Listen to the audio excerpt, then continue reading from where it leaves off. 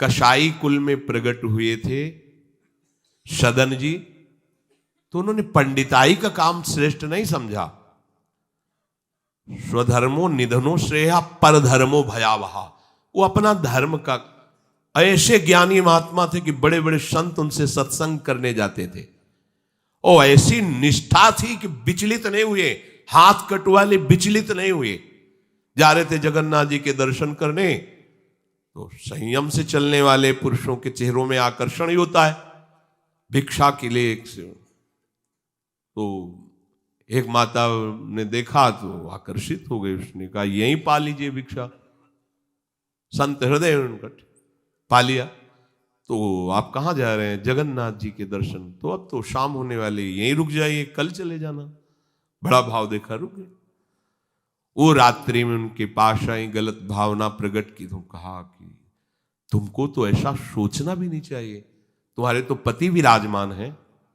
तो उसको लगा कि इनका आशय कहने का है कि तुम्हारे तो पति, अगर पति ना होते तो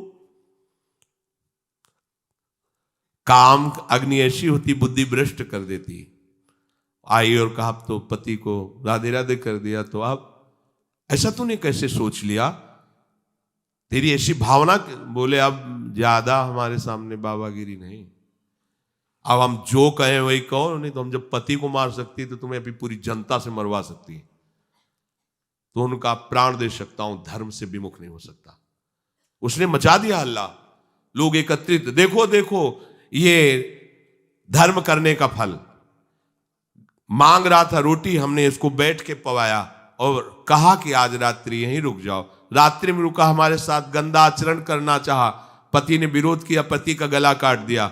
और जाल रचने में माया को देर लगती है क्या? वो मुस्कुरा रहे थे। जगन्नाथ जी बड़ी सुंदर लीला की आपने, भक्त हैं उनके तो सामने भगवान, तो उनके संसार थोड़ी होता है। भक्त केवल भगवान को देखता है, उनकी लीला है जैसा। एक साधु जा रहे थे, तो तरबूजे का खेत था, रखवाला उधर कहीं छुपा हुआ था, तो उनको लघुशंका लगी, तो मेड़ के इधर लघुशंका करे थे, इधर तरबूजे का खेत था। उसने समझा कि कोई तरबूजा चुराने के लिए झुका, तो लाठी लेकर सीधे आया और पीछे से लाठी मारी। अब मस्तक खुल गया, रक्त बहने लगा। जब वो घूमे तो देखा कंठी तिलक महात्मा। उनका अरे महाराज, हमने समझा गांव का कोई चोर है तरबूज चुराने के लिए। तो उनका हम तो जानते हैं ना आपको, आप ऐसे ही लीला करते रहते हो। बोले नहीं, हमने पहली बार किसी को मारा है, दोबारा नहीं। बोले हम जानते हैं आपको। तो बोले महाराज क्षमा करो, चलो आपको अस्पताल ले चलते हैं। बोले ये भी हम जानते हैं आपको। और वो तो अपने भाव में वहां ले गए, डॉक्टर ने पट्टी लगाई और एक आदमी आया और उसने कहा साधु को कोई ऐसा पीड़ा दे सकता है? तुम चिंता मत करो। गर्म दूध लाया, मीठा करके पिलाया। कहा महाराज आप चिंता मत। बोले हमें चिंता नहीं, लेकिन हम तुम्हें देख करके कह रहे इतना छलिया हो तुम। मतलब हमने क्या, दूध है, चीनी है, इसमें मिला दिया हमने, कोई और तो इसमें जहर तो मिलाया नहीं। हम जान रहे हैं ना, तुम ही वो पहले लाठी से मारा, फिर अस्पताल लाए, तुम ही ने पट्टी बांधी और तुम ही हमें दूध पिला। बोले महाराज नहीं, ऐसा ऐसा करके फंसा क्यों रहे हो हमको, हमने ऐसा। बोले हम तो अब तुम हमें भुलावे में नहीं डाल सकते, तुम ही हो, तुम ही हो। वो अपने भाव में है, वो सामने वाले के। तो साधु अपने भाव में होता है। तो सदन जी आनंदित है, हे भगवान ये तुम्हारी लीला है। राजा के पास सुबह पेश किया गया उनको बांध कर। उनसे पूछा तुमने अपराध किया? तो उनका ऐसा नहीं। बोले ये आपके, तो बोले जो कह रही है इसमें भी भगवान की कृपा है। अब वो इस बात को समझ नहीं पाए। एक बार उन्होंने कह दिया ऐसा नहीं, पर जब दोबारा कि ये तो सत्य कह रही, तो उनका ये भी भगवान की इच्छा होगी, इसमें भी भगवान की कृपा है। तो बोले इनके दोनों हाथ काट दिए जाए। साधु है, प्राणदंड तो नहीं, इतने हाथ काट दिए गए, छोड़ दिया जगन्नाथ जी के सामने में। हाँ प्रभु, हाथ तो वही ले लिए थे, ले जोड़ के प्रणाम करते आपको। अब आप तो सब जान ही रहे, अपराध नहीं, इसलिए देखो हृदय आनंदित थे, इतने कष्ट में। और जे भी ऐसे हाथ जोड़ने को किया, नवीन हाथ जागृत हो गए।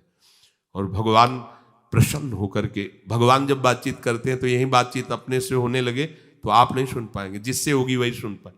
भगवान ने कहा तुम्हारा हमारे प्रति तनिक भी रोष नहीं आया कि बिना किसी गलती के तुम्हारे ऊपर आरोप और ये दंड। बोले प्रभु हर चेष्टा में मुझे आपका प्यार दिखाई देता है।